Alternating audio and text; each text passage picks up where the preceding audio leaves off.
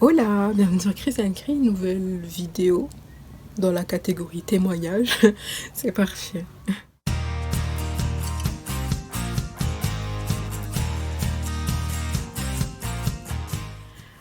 Alors salut tout le monde, je reviens aujourd'hui dans une vidéo que je voulais faire suite à tous les témoignages que j'ai déjà fait avec les personnes qui ont bien voulu témoigner au sujet du kyste pilonidal.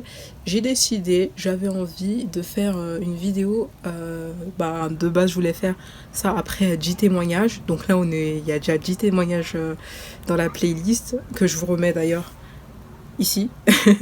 Ça réunit toutes les vidéos de témoignages et ce dont on va parler aujourd'hui, c'est justement de deux, sauf les deux premiers qui m'ont répondu, mais après qui m'ont pu donner de nouvelles. Je sais pas trop, je sais qu'il y a l'école qui reprend et tout, donc s'ils ont envie de m'envoyer un message pour me dire comment ça va, tout ça, y a pas de souci. Autrement, il n'y a pas de... Enfin, ils sont pas dans la vidéo, eux deux. Et j'ai pas compté aussi Gianluca, je lui demanderai plus tard, puisque vu que lui, il est arrivé à la fin, ça laisse un laps de temps court. Donc dans la prochaine... Je pense que j'en referai, si vous aimez bien. Mais c'est vrai que recontacter tout le monde, qui me répondent et tout, ça a pris du temps. Et même pour filmer cette vidéo, ça a mis du temps. Et je la filme enfin, on est le 3 septembre. Les personnes qui ont parlé, je crois que je sais même plus quand c'était parlé, c'était au mois d'août. Là, il y en a que je vois, j'ai parlé le 22 août, tu vois. Donc ça fait assez... Donc il y a assez de temps qui est passé depuis. Donc on va commencer avec Élise. Attendez 2 secondes.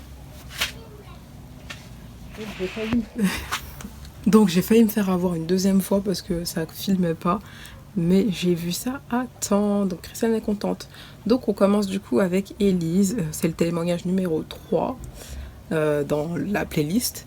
Donc elle a... je vous invite donc du coup à aller voir son témoignage pour se connaître son histoire, si vous ne l'avez pas encore vu ou si vous vous en rappelez plus. Alors, elle a plus de soins depuis le 11 mai. Elle a pu reprendre le sport de manière intensive, quasi intensive, fin juin et beaucoup juillet, août. Elle me disait aussi qu'elle pouvait faire des squats, des trucs, des exos au sol, plein de trucs. Donc c'est cool pour elle, franchement. Je lui ai demandé si elle avait plus aucune gêne. Elle m'a fait non, vraiment, j'ai aucune gêne. Après, j'ai toujours un peu peur et je fais quand même attention dans les mouvements brusques. Donc c'est top. Et donc voilà pour son retour, franchement aucun souci. Donc je suis contente pour elle et je lui souhaite tout le bonheur du monde. Ensuite, on va passer à Léa. C'est le témoignage numéro 4 dans la playlist. Donc, alors je lui ai dit, quand tu avais témoigné, ta plaie était déjà fermée. Depuis, comment ça va? Il n'y a pas eu de souci. Elle me dit, alors j'ai cicatrisé en janvier. Et en fait, je ressens une douleur quand je suis assise pendant longtemps. Donc, les longs trajets en voiture, c'est vraiment pénible. Donc, je vais peut-être aller voir le chirurgien à la rentrée pour savoir si c'est normal ou si c'est juste parce que c'est frais. Mais sinon, à part ça, tout va bien. Et c'est cool. Mais après, on a parlé et tout, et je lui ai dit que moi aussi, c'était pareil. Donc, je pense que ça dépend des gens entre eux. Il y a des gens qui ont des douleurs et d'autres qui en ont pas. Voilà. Et donc, ouais, je lui disais que moi, c'était sur une surface, en général sur les surfaces dures et tout. Elle me disait que elle aussi, c'est pareil, ça lui fait mal. Et voilà. Je crois que c'était tout. Ah non. Enfin, oui, ça va bien, tout ça, blablabla. On a parlé et tout, un petit peu. Mais franchement, les gens avec qui j'ai parlé, franchement, relativisent grave. Et bon, ça va, quoi. Ensuite, on va avec le témoignage numéro 5 qui avait souhaité témoigner en anonyme, donc ce sera toujours le cas, et qui me dit « Salut, oui, tout va bien. Perso, la cicatrice reste là. Je la nettoie bien et je continue de faire très attention. Quelques douleurs parfois, mais rien de grave. » Donc cool, et je lui ai demandé si ces douleurs c'était à cause de la position assise. Il m'a dit oui, voilà. Donc c'est cool, toi aussi. De toute façon, j'espère que pour vous tous ça va continuer et qu'il n'y aura pas de soucis. Ensuite, Ivana. Alors Ivana, c'est le témoignage le plus safe, je crois qu'on a eu, c'est les témoignages numéro 6. Et franchement, ça s'est passé de bien, elle, du début à la fin. Donc là, je lui ai demandé comment ça allait, tout ça. Elle m'a dit ouais, tout va bien. Et là, je pense que c'est complètement refermé parce que je ne sens plus rien du tout. J'ouvre la porte à Kiwi, j'arrive. Désolée. Donc elle sent plus rien du tout. Donc je vais faire bonne nouvelle. T'as aucune gêne, tu peux t'asseoir normalement. Elle me fait oui, aucune bizarrement. Je peux m'asseoir normal et je peux même faire des squats. Donc voilà. Moi j'avais plus d'appréhension avec ma peau fragile de faire des squats, j'ai dû attendre. Et vous verrez prochainement en fait après cette vidéo, normalement lundi prochain il y a un autre témoignage de Zora. Et après Zora ce sera moi. Tac tac tac. Aucun souci. Et donc du coup tout va bien. Plus d'autres questions. Donc vraiment ça existe, les gens qui n'ont zéro problème. Ne vous affolez pas. Ensuite on passe au témoignage numéro 7 avec Jade. Donc je lui ai demandé comment ça va, si elle voulait bien participer, tout ça. Elle m'a dit bah oui bien sûr et tout. Elle me fait ça va super quoi. Ça pousse tous les jours, d'ici une semaine ce sera fermé normalement. Donc je ne l'ai pas redemandé, mais je pense que c'est refermé puisque on s'était reparlé fin août comme je vous disais. Je vous ai reparlé fin août, dans les 2 dernières semaines du mois d'août. Donc je vais faire ah ouais, bonne nouvelle, dernière ligne droite. Donc après elle me dit oui, normalement en septembre, reprise du cheval, doucement, c'est le plus pénible, la fin. Donc c'est clair que la fin elle est assez relou parce que parfois ça traîne. Et en plus t'es tellement impatient, je pense que ça joue.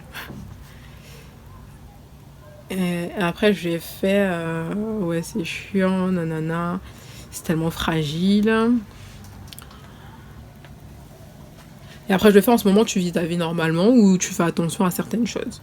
Elle me dit, ouais, après, là, ça fait 2 semaines que je suis pas chez moi, donc je gère mes pansements seule et j'hésite pas à bien appuyer pour solidifier la peau. Franchement, j'ai recommencé à reprendre, j'ai du mal, un train de vie normal. Juste, je m'assois plus en plein sur les fesses, ouais. Mais un peu sur le côté et je me suis remise un peu plus intensément à la marche pour repréparer mon corps. Même technique que moi. Reprendre la marche doucement et tout pour habituer ton corps. Donc elle a repris le cheval, je crois. Ouais, c'est ça, le cheval. Parce que je sais pas, j'ai screen d'une manière étrange et franchement, désolé les gens, mais j'ai la flemme de retourner sur mon Insta, screener les messages et me renvoyer tout. Mais je me rappelle des discussions un peu. Donc ouais, là c'est par rapport au cheval. Donc ouais, elle avait un peu je lui ai demandé si elle avait de l'appréhension par rapport à la reprise sportive. Où ça va, elle m'a fait ouais un peu par rapport à mon poney déjà parce que depuis mars personne ne l'a monté à part mon ex une fois. Et il est vraiment nerveux et joueur, donc la reprise va être compliquée et j'appréhende surtout la reprise du crossfit avec des courbatures au début MDR. Donc c'est clair que ça va pas être facile la reprise. Mais elle aura la déterre, je sais. Et elle me fait ouais, le crossfit c'est physique, mais avec le cheval, j'ai pas le choix, ça m'aide à travailler ma position, etc. Et je lui ai dit merci pour son retour, tout ça. Donc c'est cool, Jade va très bien. Et là on arrive.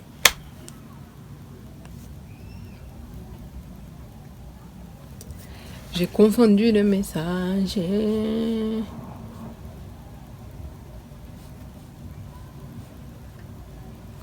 Ah. Émilie, j'ai oublié de screen ton passage. Donc on va passer à Emma. Émilie, je te prends juste après. Je te prends. je prends ton témoignage, ton screen juste après. Parce que j'ai fait un... Ah, peut-être que ça s'est pas envoyé parce que j'en ai mis trop.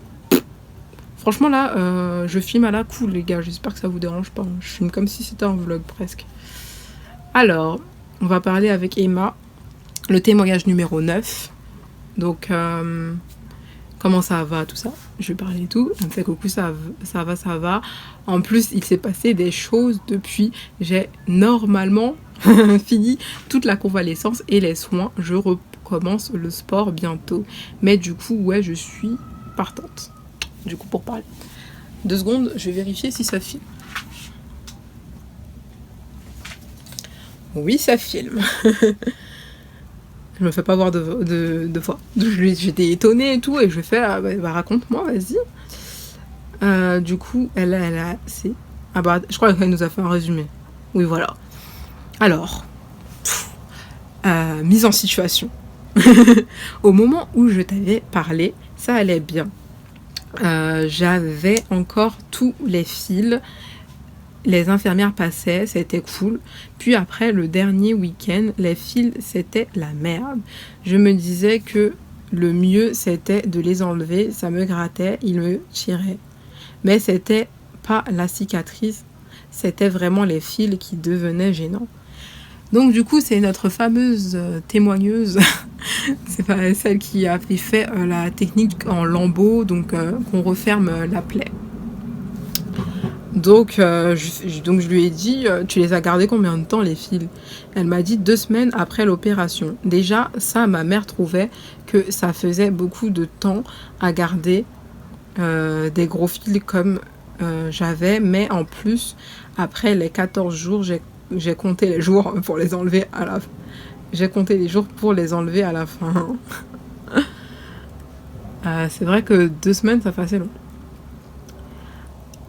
Après les 14 jours, je devais tenir encore 3 jours parce que mon rendez-vous était décalé comme ça avec la chirurgienne.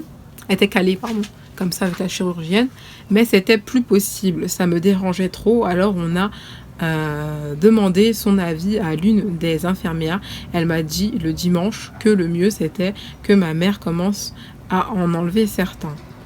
J'avais super peur qu'elle me fasse la même si j'ai entièrement, même si j'ai entièrement confiance en elle, fasse ça mal. Même si j'ai confiance en elle, mais au point où ça me tirait, j'avais peur qu'on fasse une boucherie parce que j'avais mal ou parce qu'elle aurait eu peur de me faire mal. Sauf que le lendemain, j'ai abdiqué. Fallait que je sois soulagée au moins en partie parce que sur une vingtaine de fils, elle m'en a enlevé 2 qui étaient sur une extrémité de la cicatrice, mais rien que ça, c'était libérateur. Après ça, et sans avoir eu trop mal, je me suis dit qu'attendre encore 2 jours pour que la chirurgienne me les enlève, ça allait pas le faire. En plus, j'ai vu que ma mère faisait super attention à ma douleur et je pense qu'elle l'a mieux géré que si c'était une chirurgienne qui l'avait fait. Et du coup, on m'a enlevé tous les fils sur les 2 derniers jours avant le rendez-vous. On a utilisé de la crème anesthésiante pour quasiment tous les fils.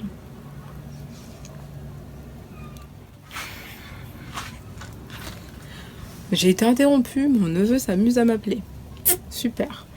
Là, je veux juste terminer parce que pour faire le montage.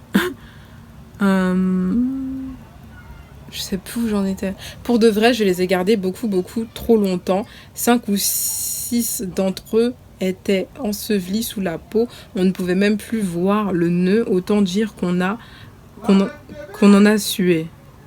Oh, il crie trop dans cette maison. Donc, pendant le rendez-vous, la chirurgienne a examiné tout ça. Apparemment, c'était beau et je pouvais enlever le gros pansement Mupilex. Ça, c'était compliqué psychologiquement d'un coup d'enlever comme ça. Je peux comprendre. Mais bref, je reprenais ma vie normale. J'ai recommencé à conduire sur de bons trajets quand même. Tout ça quoi? Hein? Tout ça quoi? Ok. Je marchais, je trottinais avec mon chien et là, 3 semaines après, en massant la cicatrice, on découvre un machin qui sort sous la peau, je pense.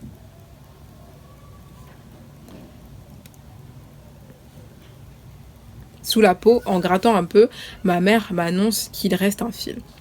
Aucune idée de comment il a pu rester aussi longtemps caché. Le machin s'est retourné complètement sous la peau. Le nœud était tête en bas. Sous la cicatrice, là, on a paniqué. On s'est dit que c'était mort, qu'il allait falloir retourner à l'hôpital. Finalement, ma mère s'en est occupée. Elle a injecté une vraie dose d'anesthésiant parce que la crème ne faisait pas assez effet pour celui-là. Elle a carrément dû ouvrir un peu pour que le nœud puisse passer. C'était juste horrible de retomber.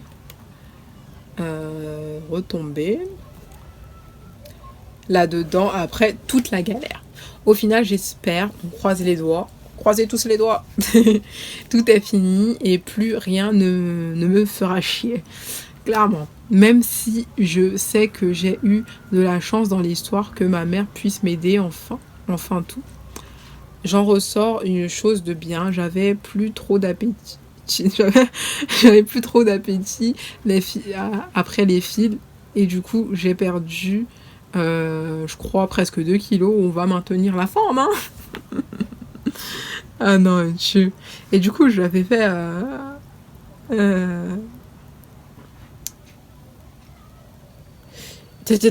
si sa mère est infirmière, je crois.